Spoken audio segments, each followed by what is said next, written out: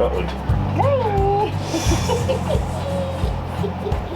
We're almost done. Almost ready. So I've made sure that it's safe. Right. Because I don't want to die. Like seriously, that would probably blow the house up. So I made sure.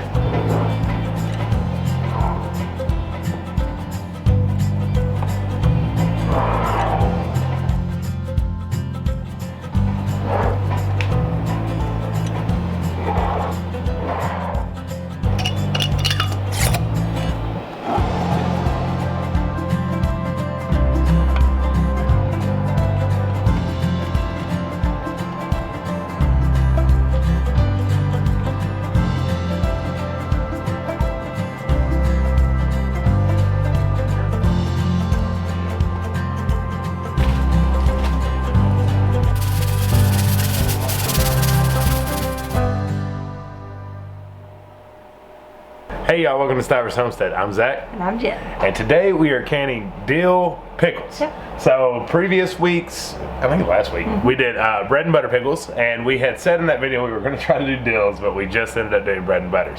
So in the hot demand of everybody wanting it, we're now going to give you the dill. Yeah, so yesterday he brought in a 5-gallon bucket that was overflowing with cucumbers.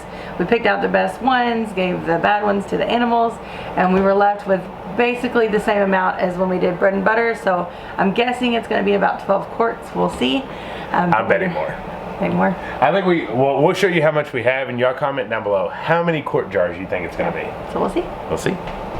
All right, so here's what we have. 2 medium-sized bowls here, and then a very large-sized bowl here. So it's exactly the same though as when we did bread and butters. I had a big bowl and 2 medium bowls. Oh, so how many did we do in the bread and butter? 12 quarts. 12 quarts. What do y'all think? Is it going to be 12, more or less? Okay, what's step number 1, babe? So we've already soaked these. If you missed the bread and butter pickle, go back and watch that. But it's the same process. We washed and cut up all our cucumbers. We put them in bowls and we layered it with canning salt. We just sprinkle a little bit on top, put some more cucumbers, sprinkle a little bit more salt, and so on until your bowls are full. And then you let them sit in the fridge for at least 3 to 4 hours overnight if you want to. And then you rinse them all off and get all that salt off.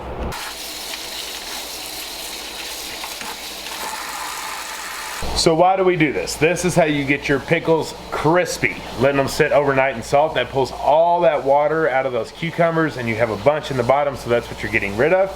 Then you got to rinse them off real well because you don't want that salt to stay on your cucumbers. You don't want it to be too salty. So that gets all the salt off, that gets all the liquid out, and that gets you a nice, crispy, crunchy pickle, which is what we all want. Do you like a nice, crunchy pickle? Yeah. Yeah. Are you hungry? Yeah. All right, you got them all washed up, and now what are you doing?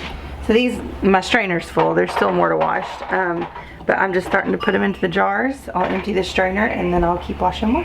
And so when she's putting them in the jar, she's packing them down in there, giving them a good tap. You want it to be pretty tight. Yes. If not, you're gonna have a lot of floaters once you bring it out of the canner and a lot of wasted space. So really push it down and get them in there good. And so there is 2 different ways that you can go about this approach. We've done both. This one has become our favorite. So she's just putting them in the jars, then we're gonna pour the boiling brine over top the cucumbers in the jar. The second way is getting the brine going and then putting your cucumbers in the brine and then putting it all in there together. We've tried that before. It's harder to pack them tight, and to us it starts overcooking the pickle because it is going to cook in the water bath canner as well. So this is the method that we like and the one that we prefer.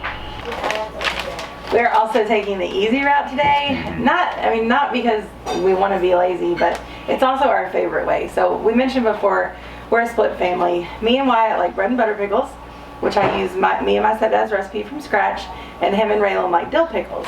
So for them, we use the Mrs.Wages pack. Is it Mrs.Wages? It might be a different. Yeah, it's Mrs.Wages. Okay. We use the pack for that. They like their dill pickles. We don't touch them.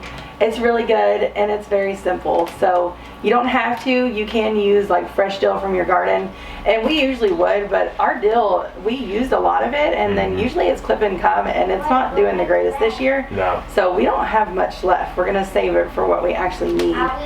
So in this instance, it brings us to use the packet. And that's quite all right. It's all right. Sometimes it's what it takes. Now I will tell you, making a dill seasoning is super simple, which we actually did. If you think back, we did do the fermented dill pickles, and that was our own homemade brine. the biggest thing with dill is obviously number one, dill. Using the heads, the stems, the leaves, all that good stuff. Black peppercorn, mustard seed, garlic, and vinegar. Like that is like your main basis of any kind of dill brine. And then you can kind of add any other flavorings that you would like. So if you wanted them a little spicier, maybe throw in a little red pepper flake, which is what we did in the previous ones. And a little goes a long way, so remember that. But a dill brine is simple. I'll throw you down this. Obviously, we'll put it, because you can get this off Amazon too if you want. So I'll give you a link to that. But I'll throw you in like a very simplistic dill brine ingredients if you're wanting to make it on yourself and not buy this, which is perfectly fine too.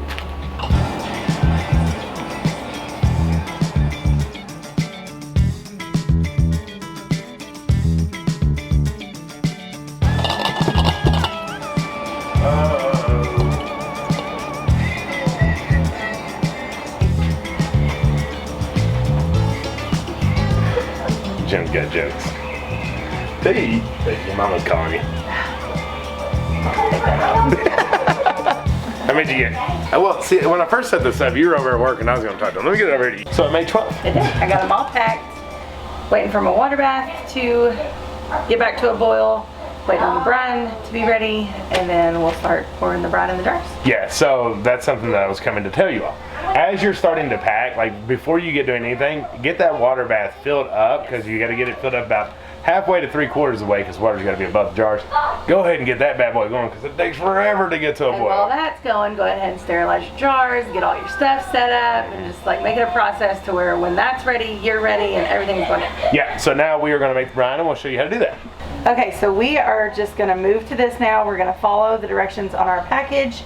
If you're doing this as well, we are doubling it, but I'm going to show you what it's like to do it for one package. So for one package, you need 9 to 11 pounds of cucumbers, which is about 50 at 3 to 4 inches, so small cucumbers. Next, we're going to put in 3 1/3 cups of white distilled vinegar. Make sure it's your 5% acidity. Which aren't most, like yes, most all the but not all. But not all. Okay, what's next on the docket? Next, we're doing our water, which for one pack, it's 7 1/3 cups of water. Okay, and here's the last step. We take our little package and we pour that in, mix it all together really, really well, and then bring it just to a boil over medium heat. Don't go past the boil, don't boil it, just bring it to a boil. Yeah, bring it to a boil just to get everything dissolved into the liquid mixture, and then take it off the heat and pour it in the jars.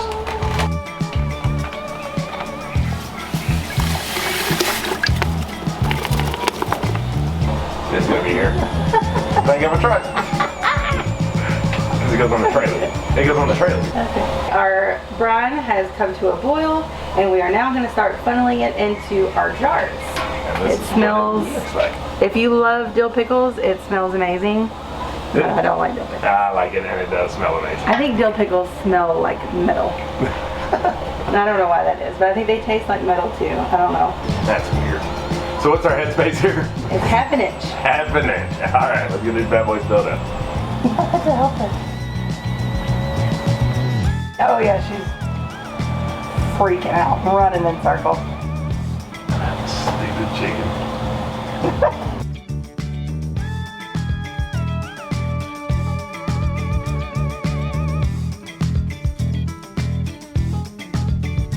How'd you catch her?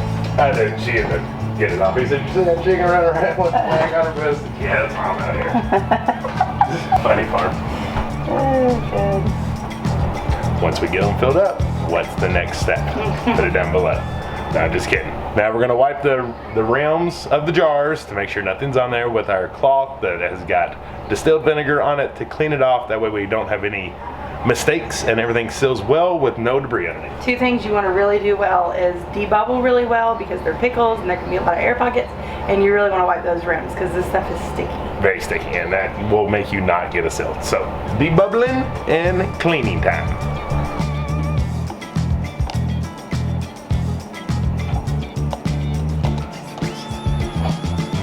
You said it was good enough.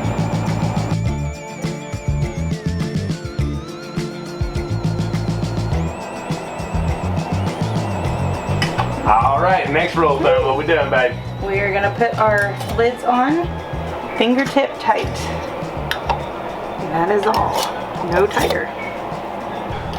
So since this is water bath canning, we just have a regular plain Jane water bath. I don't even know if there is double stack water bath canners. There probably is. There's big ones out there. But ours can only hold 7. So what she's doing is only putting lids on the 7 that we're going to be putting in. Do not put them on ones that are not immediately going into the canner. It could cause that seal to try to go ahead, or that lid to go ahead and seal. Because your liquid's hot. Right.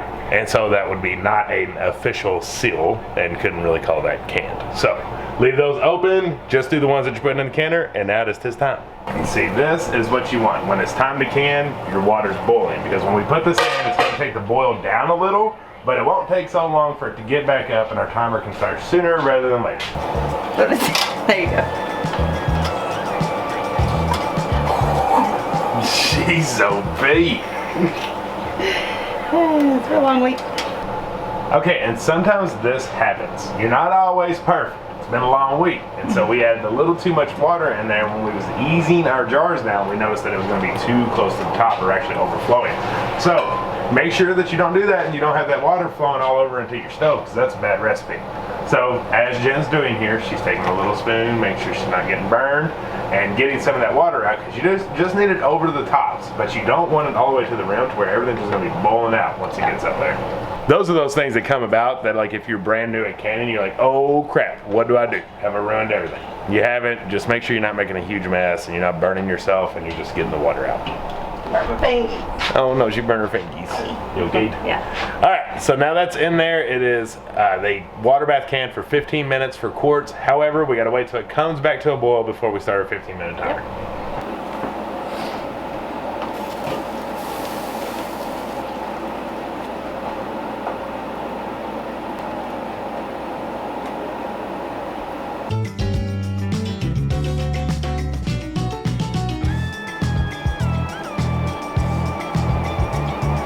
Alright, first batch done. Second batch going in. Now I will tell you, we had less jars in here, and we're not doing distilled water in this one to like take up the room. So I had to add water back into it. Just always make sure you're watching that and that your water is covering your tops when water bath canning.